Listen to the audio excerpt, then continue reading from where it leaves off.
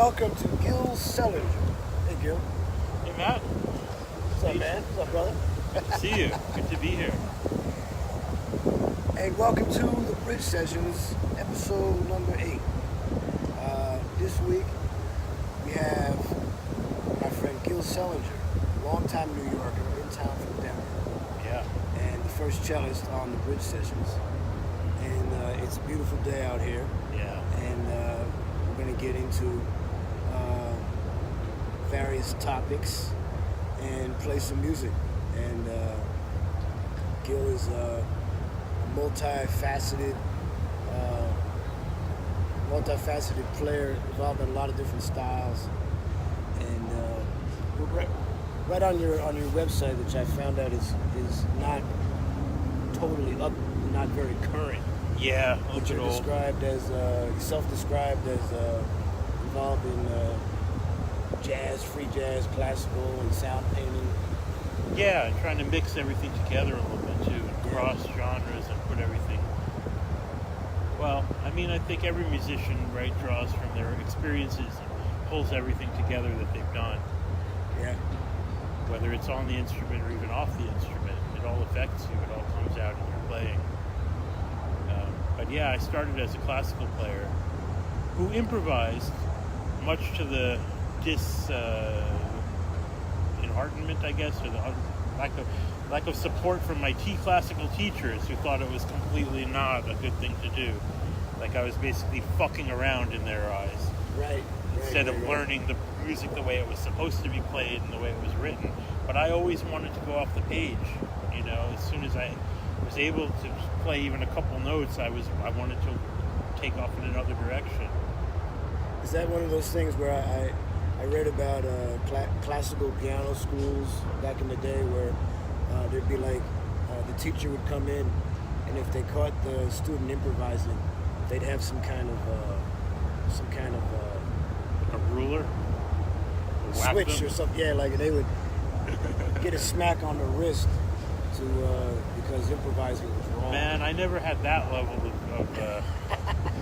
of response, but my cello teachers would kind of giggle and laugh and be like, "That's nice, but let's get back to the real music." Ah, you know? There it is. And I always found that, even from an early age, strangely kind of insulting in a way. Like, this is real music. This is like, I'm expressing myself, not Right. necessarily Beethoven's self or Right. whatever. You know, but I was young and I just loved playing, so I didn't really know better, right, too. So I just followed the program in a lot of ways. Went through school and did all the classical stuff. But, you know, I was always a sort of a secret improviser on the side. Well, now the way I'm not sure exactly how Gil and I met through the free jazz community in New York. I remember this goes way back to the early '90s. But one thing that comes to mind is how I knew you through Tower Records. So yeah, I was the Tower Records jazz buyer for a while, and Gil came in, and he had a CD. Now, you may not have heard about these things called CDs. What they were, CDs were like, oh man, the young audience. These plastic cases, right? You could get this thing that you would put in something we called a CD player, right? And then you'd be able to play it and actually hear the music. But Gil came in with a box of CDs that he made. It's better if you explain it. Okay, But so yeah, just this before is, you do, I do remember that I sold more than a box, and we had to re-up. Yeah, you sold a lot of those. And You and Francois Griot, wonderful bass player, who was also working at Tower at that time. Yeah. I was also friends with and playing with. Both of you guys like hooked me up with a little bit of a display and everything, and those CDs sold because there wasn't much crossover happening yet, and that's basically what this record was. It was a crossover album between free jazz and classical music, where we took the Haydn cello concerto and I recorded it with the chamber orchestra as written, and then we did together with Walter Thompson a sound painting version, which was basically just ripping the piece apart and opening it up for everyone to improvise on. And Walter Thompson invented this thing called sound painting, similar to the conduction that which Morris used.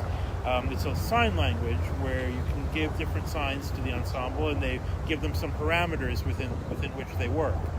So you kind of ask them to work with long tones or hits, really short stuff. There's 1,000 signs in there, so it's a big, deep world of stuff. But yeah, he did that with the orchestra. And what was also interesting to me was that orchestra put together. I called every improvising string player that I knew of in New York. And when I ran out, I called a bunch of classical players that were willing to stretch themselves and try that out for the first time. And what was fascinating was that some of the classical players ended up taking solos on the record after the rehearsals because they just all of a sudden discovered that they had this in them. And it's really something, it's not taught in schools, or it wasn't at the time. It was not accepted, to be able to improvise and have a classical background. And since then, I've been doing that too. I was for 5 years. I was teaching every year in Basel at the conservatory in Basel, teaching improv for classical string players. And that's started to grow now. There's other places and other people that are full-time faculty teaching improv classes. So do you think improvisation in classical is changing? Are the attitudes changing at all? Yeah, I think especially younger players have recognized the fact that they need to know how to improvise. They really realize that now. There's a huge improvisation community, at least huge to me, in New York anyway. Yeah. I mean, it's not necessarily classical, but a lot of times the music that gets improvised falls under that category if you're forced to. Yeah, new music, new classical music, right? Modern young composers are incorporating improvisation into their writing, which forces the young players to learn how to improvise, or else they can't play these pieces written by all these composers that they are interested in. And yeah, it's all the lines are blurring, right, across all the genres now, finally. And people aren't so... Well, one of the things with the old record store days, we were talking about that Tower Records, that you had these little categories, and you wanted jazz, and you went to the jazz area. You wanted to hear classical, you went to the classical area in the store. Nowadays, it's not in stores anymore. So you're not searching by style of music, but you're searching for people whose music you like. And if you look on Amazon, if you're going to download some stuff off there, the style of music is just a tiny little marker name up in the corner in a really small font. It's like a real afterthought, which is really how it should be. Music is music, right? Yeah. And man, Tower Records could be a topic all into itself. Yeah. So you worked at the downtown tower. I worked downtown in the early 90s at the video store, and then got fired from there, and then came back and worked at the outlet above the video store. Yeah. Well, there's so many of us, man. Yeah. I know Ross worked down there. Jack worked down there and uptown. Yeah. And I used to always love to go to the downtown tower, but I ended up working at the uptown. Oh, interesting. You didn't want to work down there. Oh, you know what? I got a transfer. I was offered a transfer to the Lincoln Center store. Oh. So I took the gig. Well, Lincoln Center store was a bit more prestigious in a way, right? Well, it was, Jazz at Lincoln Center is literally right there. Yeah. And I actually got into some problems because I would not focus on really popular or Jazz at Lincoln Center artists per se. I was forced to. Oh man, they didn't like you. But I guess I was kind of like an iconoclast in that situation. Yeah. It was one time Roy Campbell had a new release. Yeah. And I made a display. And that's worthwhile to me. And it was great. It was for this record called Ethnic Stew and Brew by Roy Campbell. Yeah, that's a good record. But there were people that came in there from the Lincoln Center scene, let's say, and actually became upset that it wasn't in line with their brand. Yeah, that's. But anyway, that's the kind of thinking I stay away from, man. Anyway, yeah. Why don't we go to play a little bit. Something that we might not be able to categorize. So this is Bridge Sessions, episode 8, and this week we have Gil Selinger.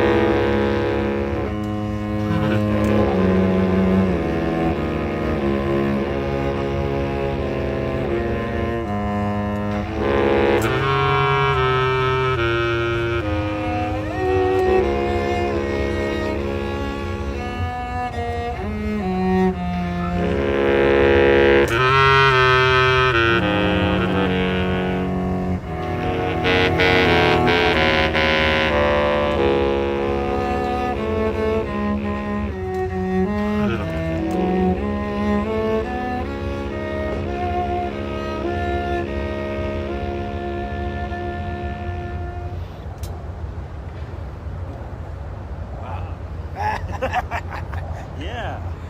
That was some real like cello, bass, clarinet stuff. We did. I don't think we've ever done that before. We played a bunch, but I don't think we've ever done cello, bass, clarinet too.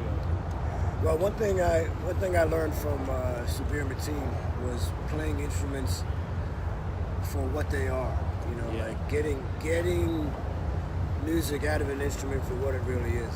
You know, and that's one of the things I've always loved about Gil's music is he plays cello well, he's a cello player. He like the music is cello music in a way. Yeah. Not entirely, but it's like it's like playing the voice of what it is. Like Claire de Booner really is a bassoon player. She's a bassoon player. She wouldn't hear that on another instrument. Or like Ross on tenor, And when you jump around a lot like I do, it's tricky. When you play trumpet and then you play a bass clarinet, you gotta concentrate. So actually, on the subject of the cello, that's definitely a question I've been meaning to ask you. Like, what was it? Like, when did it? How did your relationship with music begin? And what was it, or who was it that drew you specifically to the cello? I bet you're going to not have guessed this answer in a million years. I don't know. So I started piano lessons by default. We had a piano in the house, and my mom plays piano, so I took piano lessons as a 5-year-old. They were really short, they were little, just like learn a scale, or a little, Mary Had a Little Lamb, things like that. But in the car with my parents, my dad used to put Harry Chapin on all the time. And Harry Chapin had a cello player in his band. I didn't know what the cello was. I had no idea of anything. But I just used to listen to those cello lines going on, and like in the background, and I was like, that instrument just caught me. So the cello player, his name is Kim Scholes, I later found out, and I know all this stuff now. He's now, or last I heard, was a member of the Portland Symphony in Washington. Now this is a hardcore cello player. He graduated from Juilliard and got this gig with Harry Chapin and wrote his own cello parts, and they were complex and beautiful and just great, really great stuff. And that was my first exposure. So I was basically begging my mom. Here we go. We're in a park, right? Yeah. So I would beg my mom and my dad, like, I want to play that. And they didn't know what that was. So they had to, it took a bunch of trial and error to realize that I always said that in the car. And they were like, what's the music playing? Oh, okay. First they thought guitar. I was like, no. Bass, no. Drums, no. Finally came up with cello. And that was it. I just knew that's what I wanted to play. And then it took a little while to get an instrument. Zeroed in on that sound. The sound hit me as a kid, as a 6-year-old. Yeah. Not even knowing what the instrument was. Yeah. I mean, cello is something. I've always been amazed at the cello's ability to elicit an emotional response. Right. Like when it just the sound of it seems to right away imply like deeper emotions. It just seems to pull out that kind of thing. The combination of the bow, which really creates a singing quality, and the fact that the range of the cello is the range of the entire human voice. Okay, I didn't know that. That would explain it. Yeah. It really is the full range of the human voice is in the cello. So you got into cello. So by the time you were like 8 or 9. 8 or 9, I had the little cello Suzuki lessons. Was it a smaller cello? Yeah. The little half size with tape for all my fingers where to put them and stuff. The half, right. And like it took me forever to learn how to hold the bow, which is really sort of, you kind of balance it in your hand. You don't squeeze it, so you let it lay in your fingers like that, and then your thumb gently touches over here, and you're balancing this thing. And sort of move around, and everything is light. That is still a work in progress. I mean, that's like a lifelong pursuit to get a really great bow hold. Which is the part they call the frog. So that's the frog, this black part here, and then out here is the tip. Right. And this is supposed to be a frog because it has an eye on it. Okay. I don't know that that's a frog, but I just remember someone telling me about black frog with frog. an eye. Yeah. That's the frog, and you hold it at the frog, right? And so cello was right away. It was clearly the instrument for me. I didn't have any deliberations that I should be playing something else. I like the sound of a lot of instruments, and I really love when something is played well. But for me, it was always the cello right from the beginning, and I was not good at it for the first 5 or 6 years. It was a struggle because, like, I wanted it to sound the way I wanted it to sound, and it doesn't do that in the beginning, especially. It takes years until you get a good sound out of this instrument. Yeah. So that was very frustrating, but I just never quit. I never thought about quitting, actually. Quitting wasn't even like an idea in my head that maybe I shouldn't do this anymore. But I was very frustrated. I didn't like to practice like everyone. Yeah. But at a certain point, when I was about 11 or 12, I realized if I don't start practicing, I'm never going to get the sounds out of my head that are in there. So it kind of forced me into like leaning into it a bit more. And by the time I was 15, 16, I started to get really serious about it. Played in youth orchestra, New York Youth Orchestra. We played at Carnegie Hall and everything. And it was kind of the height of my classical probably involvement. And I was going to be a guy who played Dvorak cello concertos and stuff with the orchestras. Now I look at those guys that do that and I feel sorry for them. So they're kind of like trapped in a way. Yeah, they've got 5 cello concertos that they play for their entire lives, and none of it is their music. It's all beautiful. It's great music. But every cello player plays the Dvorak and Schumann and Saint-Saëns cello concertos. Maybe you can become an emissary to go out to these communities and set the cello players free from their thing. If they want to be set free, though. You meet a lot of resistance from that world too. Yeah. They look at a lot of them look at improvisation as kind of like, oh yeah, I can do that. I can just fool around and make up some notes on my instrument. Yeah. They put it down in a way that it's like, wow, okay, right? Really? You're gonna, how do you think Mozart wrote his music? What do you think he improvised? He was famous for that. Yeah. He sat at the keyboard and he made shit up and then he wrote it down, and that's a Mozart concerto or whatever. That's all it is. When he performed, a lot of the times he didn't even have the piano part written. He'd write the orchestra part and he'd improvise his part live on the spot. There you go. Interesting. Yeah, he did a lot of that. Nobody can do that anymore. Nobody does that anymore. But I hope, I'm hoping it comes back into that world in probably in a circuitous way, right? It won't be direct, but there are going to be players now that embrace improvisation and bring it out in their playing it. Since we're on the topic of improvisation, let's do some. Yeah, man.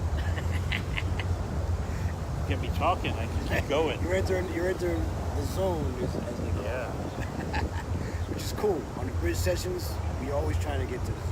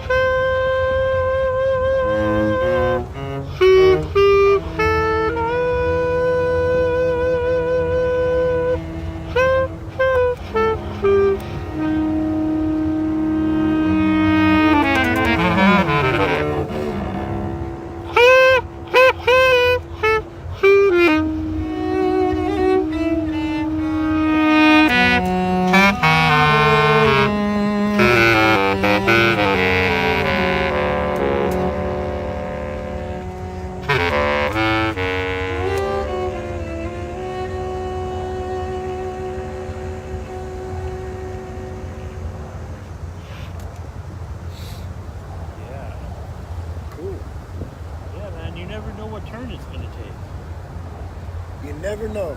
Right? You never know. How do we do that? Like, that's a question I get. Like, where do you know where you are? How do you know where you are? How do you know when to get to the end? How do you know all this stuff?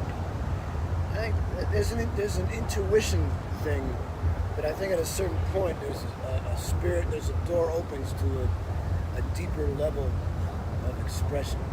It could be spirit. It could reach a spiritual place.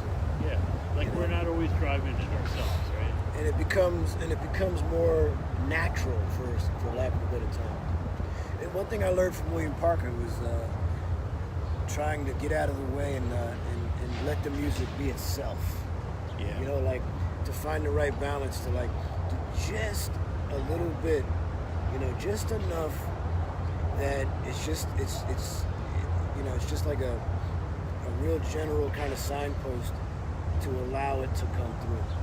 You know? Yeah. But then it's up to us to actually get out of the way too. Yeah. Because you can get in your head, you know. Right. Playing licks or playing things you know, Yeah. or forcing it to go in a direction it doesn't want to go in. Yeah. Part of that is on melodics, where you gotta actually remove the note classification and just play sound. It's like you're no longer playing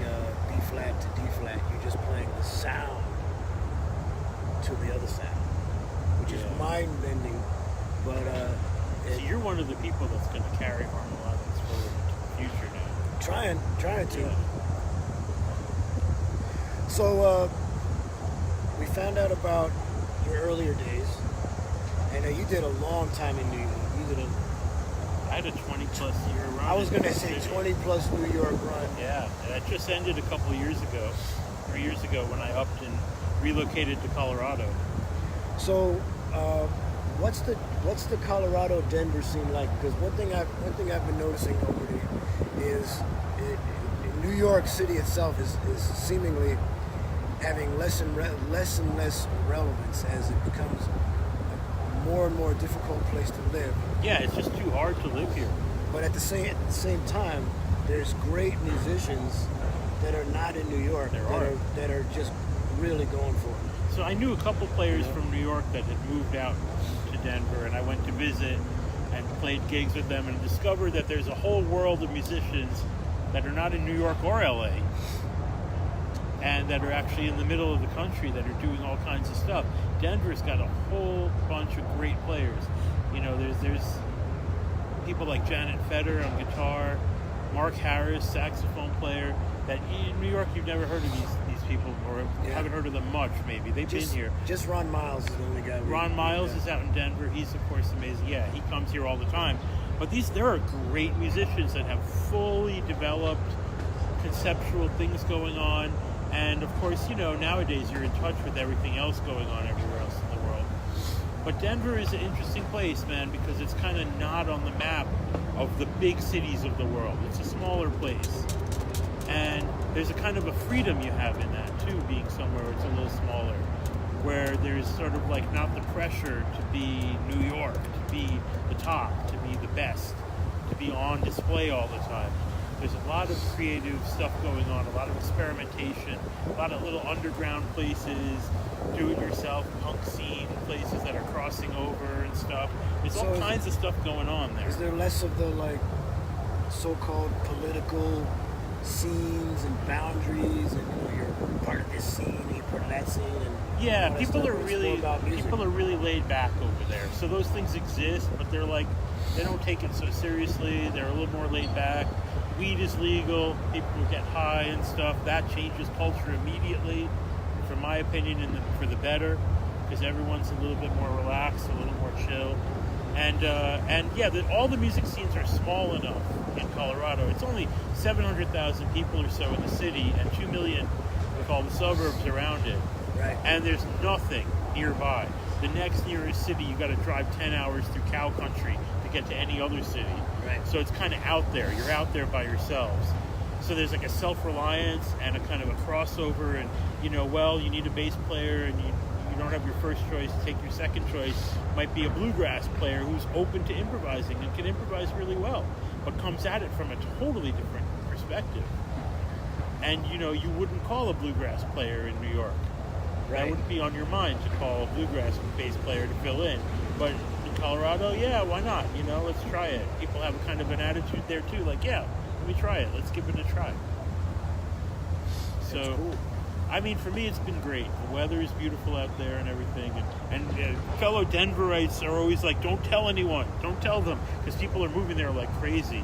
The city's filling up. And it's like, no, when you don't tell people how nice it is, they'll keep moving here. Yeah. But it's a nice place, and it's a 3-hour flight to New York, so I can get back here pretty quick and easy. Have you started any sound painting out there? Yeah, doing some sound painting out there with this guy Conrad Keen, and we've been going into doing sound painting in schools with middle school kids. It's part of the Young Composers program that they've got going on. Kids must enjoy that. They love it, man. They jump right into it, even elementary and middle school kids.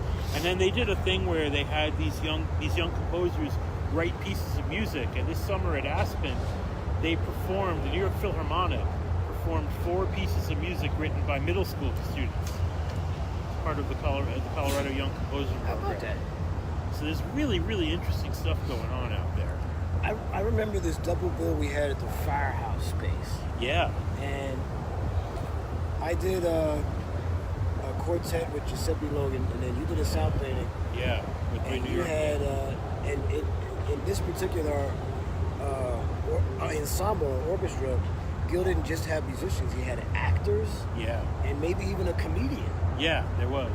You know, There was a comedian in there too, and we used so that's seriously boundary smashing because now we yeah, got mix it all up, pull other things in there, and get people. What is it when musicians have to interact with an actor and improvise together? yeah. Everyone has to step out of their comfort zone. Actors improvise like crazy. That's part of their tradition. I got into this. Charles Waters got me into this improvising music with a group of actors that improvise. How was it? It was a lot of fun. So Right. the actors would improvise, and then we had to improvise the soundtrack. Yeah, Or sometimes we would start first, and then they would go off of that. and they go off. Yeah, Like I remember one time I did this real like overtly Phrygian kind of vibe, and it sent them into a whole other spot. yeah, yeah, man. Or sometimes they would swing. You know, they Yeah. would just be create a scenario where you just had to give them some swing behind it and it would work. Cross fertilization through the arts and Yeah. even through the non-arts, man. I know Walter Thompson has this is the guy who invented sound painting, has this long-standing idea that he's going to do a sound painting for a group of lawyers. He wants to get 7 lawyers in the room Whoa. and sound paint with them, make a piece out of that. Right? I mean, they can do it. It's another kind of creativity. And everyone has creativity in them. That's like Butch Morris with the conducting the lap that night, the DJs. Yeah. He had a whole bunch of DJs and he had a poet on song. Yeah. Yeah. This is a level that the 12 Houses hasn't hit yet. We're still dealing with. You got some interesting stuff going on in the 12 houses there too. Well, we have real hip hop Yeah. sometimes, and Yeah. a lot of there's a fair amount of boundary smashing, but bringing in an actor or a comedian is the next level entirely. You can do it if you want to, man. I'm sure you'll hear it at some point. You'll Yeah. do it. That band is great, man. I just want to say that 12 Houses, I was so privileged to have been part of the run of that from the beginning until I left New York. I was one of the first people Matt called up Yeah. in the early days, and that was an incredible project. And how did that come about? Ornette inspired you to do that? Yeah, I was studying with him, and then he said that philosophically the topic was how the balance of male and female is off in the world. Right. And like now, right now we have the Me Too movement attempting to create some balance. Yeah. So the idea was, what if you could achieve that in an ensemble, like not just going past the energy, but actually having Yeah. a larger ensemble of 50% male and 50% female, men and women. And you kept it real close to that all the time. I've tried to do it, but the very first time I did it, it was all women, Oh. and I went all the way on the opposite side of the spectrum, Oh wow. and then I was supposed to report back after the experiment, so I went back and I told him, and he said, and the energy was so different. It was unlike any other energy I've been around. So he was like, "You went too far. You went too far on the other side." So then I tried to flip it back. So even before the very first attempt at 12 Houses was like, it was 6 female musicians and myself Yeah. at the Brett Forum. Okay. And at the last minute I asked Ross to play because the energy was extreme. Yeah. You know? I mean, and you know, women playing in a primarily male-dominated thing, you know, they're in situations like that all the time. Where they're like the only, they Yeah. could be like the only female in a group. You know, like there's been a lot of controversy and debate. Yeah. Like in Santa Cruz having any women in the band. Man, and my eyes have been opened up so much lately to some of the musicians I know, female musicians that have really, with the whole Me Too movement and stuff, have suffered terrible situations and quietly that I didn't know about in the past. Yeah. I think of Lily. You know Lily Moss? I don't know. I don't Guitar know. player. No. Wonderful guitar player who I went through all kinds of horrible stuff. She posted a bunch about it. Yeah. Well, it seems like that stuff's the lid is being ripped off. That kind of stuff. It's good, man. It's We all have to coming out, respect man. each other as people. Yeah. And there's no, I mean, there's, Yep. yeah. Well, how about Another piece. How we doing? yeah? How we doing on time? Anybody out there wanna tell us what time it is? It's 1:15. It's 1:15. 1:15. We got a couple of people watching. Hey guys. Yeah. What's up, Vic? What's up, John? Let's do another musical chapter. See, I interviewed him a little bit this time. That doesn't happen. Yeah. That's That's cool. cool. Questions. No, I appreciate that. I'm totally down. You know, I interviewed myself once. Oh. Not here. I was like, no one's interviewing me, so I did a blog post where I interviewed myself. Because I was like, well, who's ever done that? And Matt, man, we got to say hi to your fans in Israel. My cousin was here visiting from Israel, and they told me you're going to be playing with Matt Lavelle. He's super famous. You're well known in Israel, man. I'm ready to go hit the. They got a festival. Yeah. Yeah. I'm down. Let's do it. And Asif, you know Asif? Oh yeah. Asif runs the big. I love Asif. He runs the club in Israel, Leviton 7. Yeah. That's like the spot.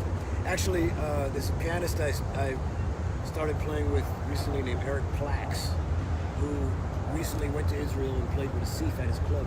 Yeah. Yeah. I got to introduce you to Eric. Eric's cool. Okay, nice.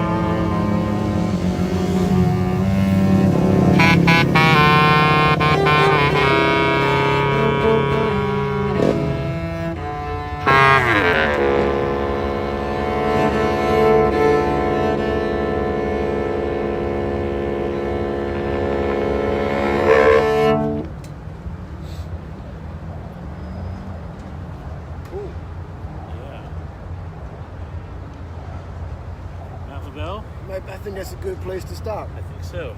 Yeah. So thanks for coming out Thank you. to the Bridge Sessions. Rick, how you doing, man?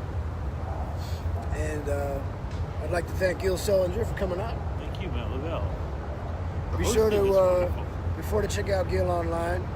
Yeah. Gil is featured on a record I did called End Times. On the track End Times. Yeah. Beautiful 12 Houses record Yeah.